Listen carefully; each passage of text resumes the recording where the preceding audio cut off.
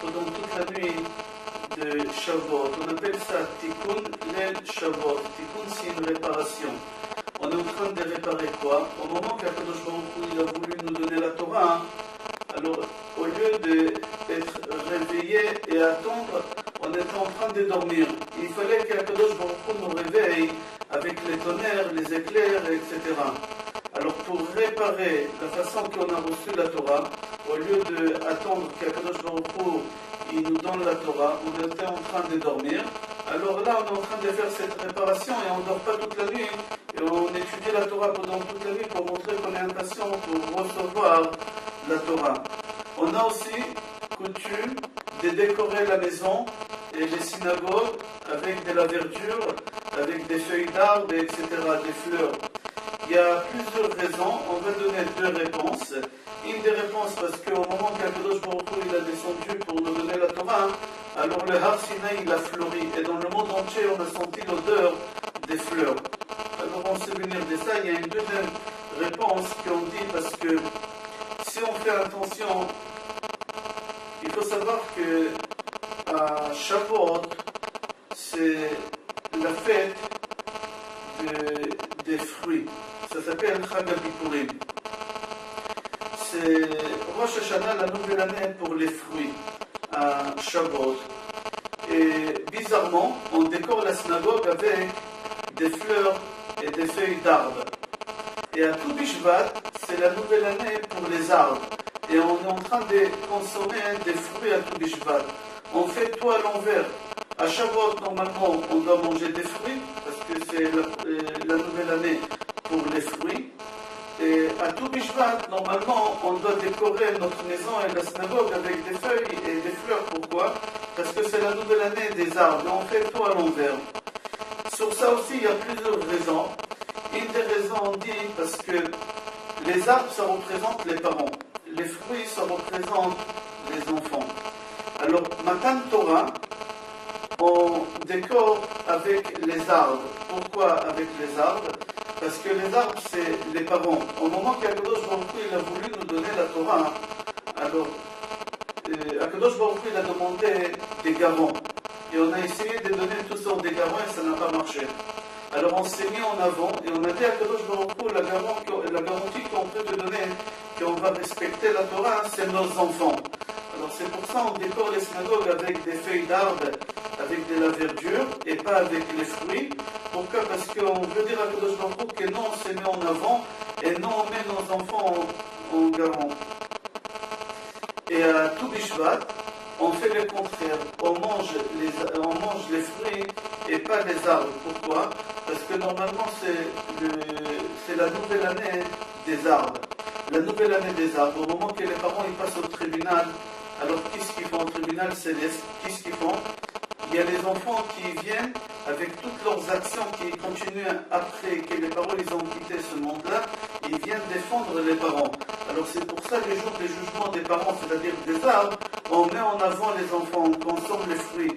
Pour dire à Kadosh Baruch Hu, regarde les fruits, regarde les enfants qu'on a laissés derrière nous. C'est la deuxième raison pourquoi on décore les maisons et les synagogues avec de la verdure. Troisième chose, on a aussi l'habitude de manger des choses lactées, des laitages, des yaourts, des fromages, du lait, etc. Il y a des dizaines de réponses. Une des réponses, c'est que la valeur numérique de Khalav, lait, c'est 40. On sait venir que Moshe Rabbeinu il est monté 40 jours et 40 nuits au Har Sinaï, sur le mont Sinaï. Il a ni mangé ni bu pendant ces 40 jours pour nous ramener la Torah. Et nous aussi, on sait venir de tout ce qu'il a fait Moshe Rabbeinu pour nous. On mange de l'étage pour lui dire qu'on est reconnaissant par rapport aux 40 jours qu'il est monté nous ramener, nous faire descendre la Torah. Il y a une deuxième réponse. Pourquoi? Il y a plus de réponses. On a dit il y a des dizaines de réponses, mais on va donner une deuxième réponse. Il faut savoir, d'après le Zohar HaKadosh, dit que Moshe Rabbeinu il est né le 7 Adar. Pendant 3 mois, sa mère elle l'a caché à la maison. Après 3 mois, elle n'a pas pu le cacher parce que les Égyptiens ils venaient au 9e mois. Ils venaient voir si la femme elle a accouché, si c'est une fille ou un garçon. Moshe Rabbeinu il est né prématurément. Alors elle a pu garder encore 3 mois jusqu'à 9e mois que les Égyptiens ils viennent voir si c'est une fille ou un garçon. mois après, qu'est-ce qu'elle a fait la maman de Moshe? Elle a mis Moshe Rabbeinu et l'a caché dans le Nil. La fille des parents, elle trouve Moshe Rabbeinu et elle essaie de lui donner du lait non caché. Et Moshe Rabbeinu, il ne veut pas. Et là, il y a la sœur de Moshe qui dit à la fille des parents, peut-être c'est un juif, il faut trouver une femme juive et elle va chercher sa maman. Si vous calculez les heures, Akadosh dit, quel jour c'était le jour que la mère elle a caché son fils Moshe dans le Nil? S'il est né le 7 Adar, alors le 3e mois après, 90 jours après, c'est le 6 Sivan. 6 Sivan, c'est le jour qu'on a reçu la Torah. C'est la raison pourquoi on mange de laitage pour dire que Moshe Rabbeinu, il a tout fait pour ne pas manger et boire des choses qui ne sont pas cachères. Et c'était pas n'importe quel jour, c'était le jour des dons de la Torah aussi au futur. Alors Akadosh Baruch Hu, il a dit une bouche qu'elle a fait attention de ne pas consommer des choses qui ne sont pas cachères. Elle peut me parler des bouche à bouche et recevoir la Torah et transmettre la Torah, etc. On va donner encore une raison pourquoi. Parce qu'il faut savoir le lait vient d'où? Le lait vient du sang de la vache, c'est-à-dire la vache, elle mange, elle a du sang, et le sang se transforme en lait, comme une femme. Au moment que la femme elle est enceinte, elle n'a pas ses règles. Pourquoi? Parce que tout le sang se transforme en lait. Et une femme qui allait, tant qu'elle allait l'enfant aussi, elle n'a pas ses règles. Pourquoi? Parce que le sang se transforme en lait.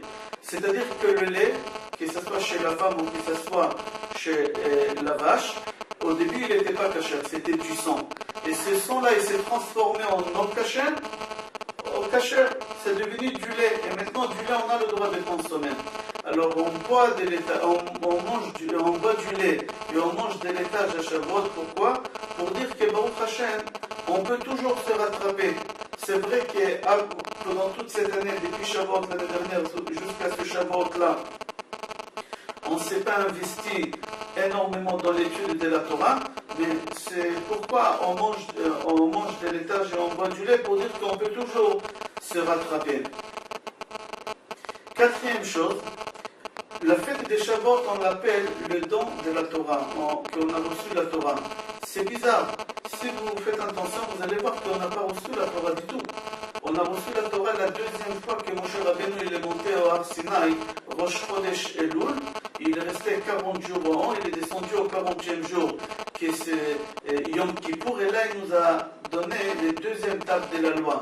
Mais les premières tables de la loi qu'il est monté nous les faire descendre à Shavuot, au moment qu'il a descendu, il nous a vu qu'on a fait le veau d'or.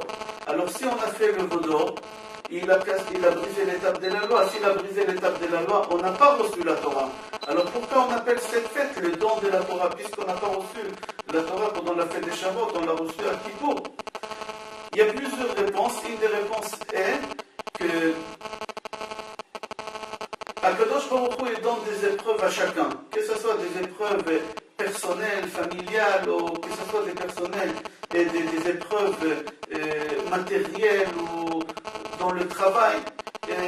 Si l'homme il se bat, il se relève, et il ne baisse pas les bras, alors Akadosh Baruch Hu il adore ce moment-là, que l'homme se bat pour s'en sortir, que l'homme lui fait confiance, qu'Akadosh Baruch Hu pardonne, qu'Akadosh Baruch Hu il est là pour nous faire du bien et jamais nous faire du mal. Et Akadosh Baruch Hu, il aime pas seulement ce moment, il aime aussi cette personne qui se bat, qui ne baisse pas les bras. Et c'est ça qu'est-ce qui s'est passé avec les bénis Israël. Quand ils ont sorti d'Égypte, ils ont fait une erreur. Ils ont mal compté le 40e jour. Boshesh Moshe Lavo, Boshesh Bashesh. Ils se sont trompés des 6 heures. Ils ont fait le veau d'or. Ils ont fait une erreur. Ils ont eu un échec. Mais quand même, ils ont tout fait pour qu'Akadosh Baruch Hu leur pardonne. Et Akadosh Baruch Hu leur a pardonné. Il leur a dit, je vais vous donner une deuxième table de la loi, mais je veux que vous allez fêter, pas au moment que je vais vous donner les deuxièmes tables de la loi, quand je devais vous donner les premières tables de la loi. Pourquoi? Parce que normalement, vous avez eu un échec. Et normalement, quelqu'un qui a un échec, s'il n'est pas fort mentalement et moralement, alors il continue encore à descendre et à descendre. Mais vous êtes battus. Et vous avez tout fait. Et j'adore ces moments-là. Et j'adore ces personnes-là qui se battent. Alors c'est pour ça que je veux que vous fêtez la fête des Shavuot à cette date-là, même que vous n'avez pas reçu la Torah. Et c'est pour ça qu'on fait le don de la Torah pendant Shavuot. on a coutume aussi de lire Megillat Ruth. On a 5 Megillot. On a Megillat Echa, Megillat Esther, Megillat Shirachirim, Megillat Ruth. Le Megillat Ruth, la 4e Megillah, on a l'habitude de la lire à Shavuot, le jour de Matan Torah, le don de la Torah. C'est bizarre, si on lit l'histoire des Ruth, on va voir que toute l'histoire des Ruth, c'est le contraire de la Torah. La Torah, elle nous apprend, nous, en tant que juifs, de savoir donner, partager, aimer. Et là, on voit dans l'histoire des Ruth que quoi? Que son beau-père, Elimelech, il quitte Israël et il va habiter à Moab. Pourquoi? Pour ne pas donner la tzedaka, parce qu'en Israël, ils avaient la famine. Et il n'a pas voulu que les pauvres viennent lui demander la tzedaka. Il a quitté Israël et il est parti s'installer à Moab. Deuxième chose, que c'est contre la Torah. Quitter Israël, aller habiter à l'étranger, on n'a pas le droit de faire ça. Elimelech, il fait ça. Troisième chose, Elimelech, il s'installe à Moab, ses enfants, ils vont épouser des non-juifs, les 2 enfants, ils vont épouser des goyotes, c'est-à-dire toute l'histoire des Ruth, c'est le contraire de Matan Torah. Et qu'est-ce qu'on fait? On est en train de lire Megillat Ruth pendant Shavuot. La réponse aussi, c'est pour nous montrer que c'est vrai, on a des échecs. On a fait des erreurs, ils ont fait des erreurs, mais on peut se rattraper. Si on voit l'histoire des Ruth, Ruth elle-même, elle a tout réparé. Ruth, c'était la fille du roi des Ammon et de Moab. Et elle, qu'est-ce qu'elle a fait? Elle a tout fait pour rester avec sa belle-mère, pour ne pas la laisser seule. Une vieille, elle a défendu sa belle-mère. Elle a dit à sa belle-mère, Ba'asher telche elech, Ba'asher tamut amut, ou tu iras, j'irai, ou tu mourras, je mourrai, etc. etc. Elle s'est donnée corps et âme pour une femme vieille, sans aucun intérêt. C'est-à-dire que Ruth est devenue, elle a tout réparé. C'est-à-dire qu'on lit cette histoire-là à Shavuot, mis à part que toute l'histoire de Ruth, c'était pendant la récolte, au moment des Shavuot. C'est pas ça la réponse que je veux donner.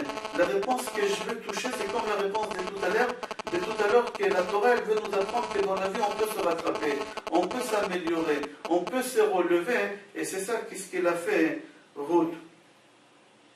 Encore, il faut savoir que tous les fêtes dans la Torah, ils ont une date spécifique. Par exemple, Kippour, c'est marqué le 10 du mois.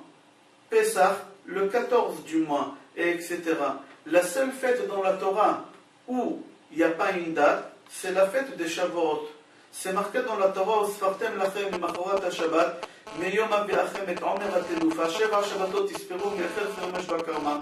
C'est marqué dans la Torah qu'il faut compter 50 jours, et au 50e jour, ça sera la fête de Shavuot.